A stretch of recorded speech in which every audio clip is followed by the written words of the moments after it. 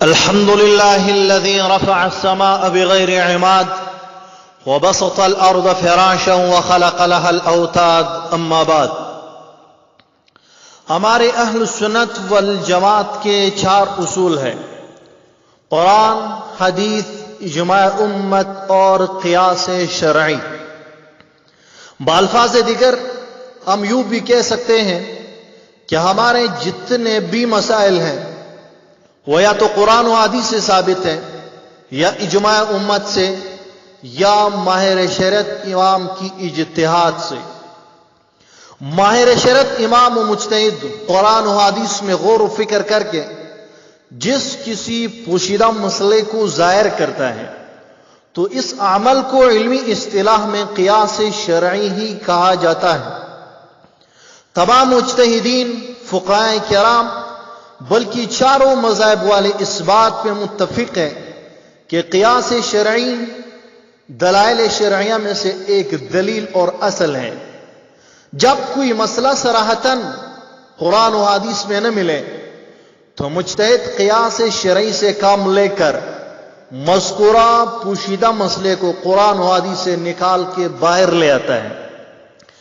بدقسمتی سے لامذہب غیر مقلدین روز اول سے یہ نعرہ لگاتے رہتے ہیں کہ اول من قاس فہو ابلیس، یعنی دنیا جہان میں سب سے پہلے جس نے قیاس کیا وہ شیطان لعین ہی تھا، کیونکہ شیطان نے اپنے آپ کو آگ پر اور حضرت آدم علیہ السلام کو مٹی پر قیاس کیا، جس سے شیطان کا مطلب یہ تھا کہ آگ اوپر کی طرف پرواز کر جاتا ہے اور مٹی زمین کی طرف، لہذا آگ مٹی سے بہتر ہے. اس سے شیطان نے نتیجہ یہ نکالا کہ میں حضرت آدم علیہ السلام سے بہتر ہوں، لہذا میں آدم علیہ السلام کو سجدہ نہیں کر سکتا. اس نعرے سے غیر مقلدین لوگوں کو یہ تاثر دینا چاہتے ہیں کہ احناف کے مجتہد امام اعظم ابو حنیفہ رحمہ اللہ مسائل حل کرنے میں اکثر بجائے قرآن و حدیث کے قیاس ہی سے کام لیتے ہیں، حالانکہ قیاس کرنا کار ابلیس ہے.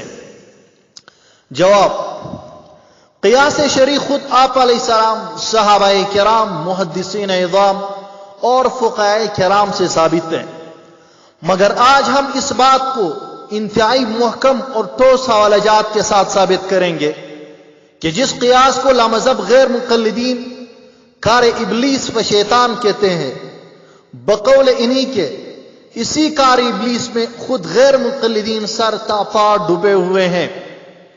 آئے غیر مقلدین کی کتب سے حوالہ جات ملاحظہ فرماتے جائے.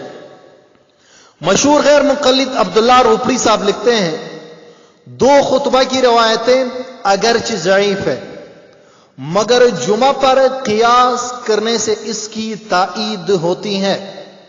الفاظ قابل غور ہے: 2 خطبہ کی روایتیں اگرچہ ضعیف ہے مگر جمعہ پر قیاس سے اس کی تائید ہوتی ہے کہ عیدین کے جمعہ کی طرح 2 خطبے پڑھے جائیں.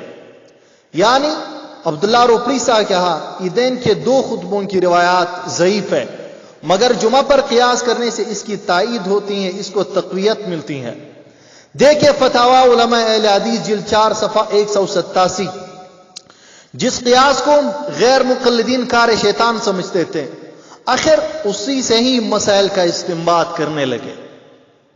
اسی طرح فتاوی عمر پوری صفحہ 7 بحوالہ فتاوی علماء اہل حدیث جلد 4 صفحہ 187 پر لکھا ہے کہ عیدین میں 2 خطبوں کا پڑھنا کسی حدیث سے صحیح سے ثابت نہیں، صرف اس قدر ثابت ہے کہ آپ علیہ السلام نے بعد نماز عید خطبہ پڑھا، واعظ فرمایا. 2 خطبے پڑھنے والے جمعہ پر قیاس کرتے ہیں، 2 خطبے پڑھنے والے جمعہ پر قیاس کرتے ہیں. دیکھیں یہ حضرات بھی عیدین کی 2 خطبوں کو جمعہ کی 2 خطبوں پر قیاس کرتے ہیں. جس قیاس کو کار شیطان کہتے تھے آج خوب مزے لے لے کر اسی سے کام چلا رہے ہیں. اسی طرح علی محمد سعیدی غیر مقلد لکھتے ہیں ابن ماجہ وغیرہ کی حدیث میں عید کے 2 خطبوں کی نص روایت موجود ہے، اگرچہ اس کی سند میں کچھ کلام و کمزوری ہے، لیکن قیاس کے موافق ہے۔ دیکھیں فتاوی علماء اہل حدیث جلد 4 صفحہ 187، یہاں یہ الفاظ کہ قیاس کے موافق ہے، اس سے پتہ چلتا ہے کہ لامذہب غیر مقلدین قیاس شرعی کو بھی ماننے لگے ہیں، بس صرف اقرار کی ضرورت ہے۔ آگے چلتے ہیں۔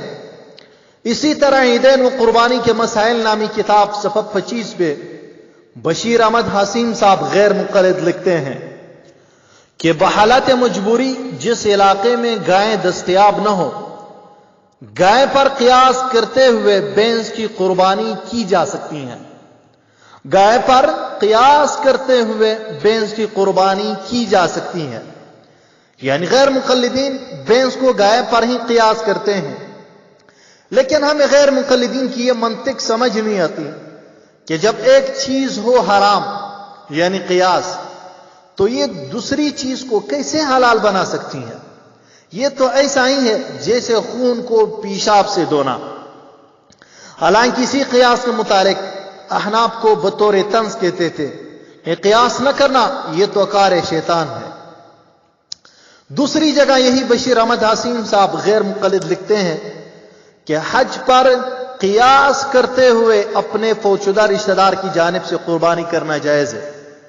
حج پر قیاس کرتے ہوئے اپنے فوتشدہ رشتہ دار کی جانب سے قربانی کرنا جائز ہے۔ حوالہ عیدین و قربانی کے مسائل صفحہ 33۔ حسین صاحب کی مراد یہ ہے کہ جیسے فوتشدہ کی طرف سے حج کرنا درست ہے، ایسے ہی اس کی طرف سے قربانی کرنا بھی درست ہے۔ یہ اہل سنت والجماعت کی حقانیت کی دلیل ہے کہ جس قیاس کو ہم 1200-1300 سال پہلے مان چکے تھے اور باقاعدہ ہمارے ائمہ اہل سنت والجماعت اسی قیاس کے ذریعے قرآن و حدیث سے مسائل نکالتے تھے، اسی قیاس کو لامذہب غیر مقلدین نے پہلے کار ابلیس کہا، مگر ان کے پیدا ہونے کی 1 صدی بھی نہیں گزری تھی کہ آخر کار اسی قیاس کو بقول غیر مقلدین اسی کار ابلیس و شیطان کو ماننے لگے۔ فللہ الحمد۔ مشہور غیر مقلد عبدالرؤف سندھو صاحب بیہوشی وغیرہ کے نواقض وضو کو بیان کرتے ہوئے لکھتے ہیں کہ علامہ شوکانی نے ان اشیاء یعنی بیہوشی وغیرہ کو نیند پر ہی قیاس کیا ہے۔ دیکھیں القول المقبول صفحہ 204۔ یہاں مولوی عبدالرؤف اور علامہ شوکانی غیر مقلد دونوں نے بیہوشی کو نیند پر ہی قیاس کیا، یعنی جس طرح نیند ناقض وضو ہے اسی طرح بیہوشی بھی ناقض وضو ہے۔ افسوس کی بات ہے غیر مقلدین کے علماء اپنے عوام کو کہتے ہیں کہ قیاس کار شیطان ہے، قیاس والے ائمہ کرام اور مذاہب نہ مان، لیکن خود رات دن قیاس سے کام لیتے رہتے ہیں۔ اسی طرح مولانا ابو البرکات احمد غیر مقلد لکھتے ہیں جرابوں پر مسح کرنے کے متعلق کوئی حدیث صحیح نہیں۔ علماء کرام نے جرابوں پر مسح کرنے کو موزوں پر مسح کے ساتھ قیاس کیا ہے۔ کیا لکھتے ہیں؟ علماء کرام نے جرابوں پر مسح کرنے کو موزوں پر مسح کے ساتھ قیاس کیا ہے۔ دیکھیں فتاوی برکاتیہ صفحہ 18 بحوالہ تجلیات انور جلد 1 صفحہ 35۔ اب آتے ہیں اول من قاس فہو ابلیس جملے کی حقیقت کی طرف۔ غیر مقلدین اکثر اس قول کو تقلید اور قیاس کے خلاف پیش کرتے رہتے ہیں۔ غیر مقلدین سے انتہائی ادب کے ساتھ ہم پوچھتے ہیں کہ اول من قاس فہو ابلیس، کیا یہ قرآن کی آیات ہے یا حدیث رسول یا قول صحابی؟ کچھ بھی نہیں، تو پھر پیش کرنے کی آخر ضرورت ہی کیا ہے؟ کیونکہ غیر مقلدین کے 2 ہی اصول ہیں، قرآن اور حدیث۔ علماء کرام کے اقوال کو پیش کرنے کی ضرورت ہی کیا ہے؟ یاد رہے یہ دراصل امام جعفر صادق رحمہ اللہ کا قول ہے۔ تفصیل کے لیے دیکھ سکتے ہیں دراسات اللبیب صفحہ 347۔ مسند دارمی تابعین صفحہ 36۔ بعض کتب میں اگرچہ مذکورہ قول کی نسبت محمد ابن سیرین رحمہ اللہ کی طرف بھی کی گئی ہے، اور اگر اس قول کو درست بھی مان لیا جائے تب بھی مقلدین پر اس کی کوئی ضد نہیں پڑتی، اس لیے کہ اس قیاس سے نص کے مقابلے میں قیاس مراد ہے، کیونکہ اللہ تعالیٰ کا حکم فرشتوں کے ساتھ ابلیس لعین کو بھی اذ امرتک کے الفاظ سے سجدہ کرنے کا تھا، اور اس نے اللہ تعالیٰ کے اس صریح حکم کے مقابلے میں انا خیر منہ خلقتنی من نار وخلقتہ من طین سے قیاس فاسد کر کے خود کو حضرت آدم علیہ السلام سے بہتر سمجھا، اور ایسے قیاس کے باطل، فاسد اور مردود ہونے میں کس کا اختلاف ہو سکتا ہے جو نص یعنی آیت قرآنی اور حدیث کے خلاف ہو؟ لہذا مذکورہ قول کو تقلید اور قیاس کے بالمقابل پیش کرنا سراسر نادانی اور جہالت ہے اور کچھ نہیں۔ اللہ تعالیٰ ہمیں صراط مستقیم پہ چلنے کی توفیق عطا فرمائے۔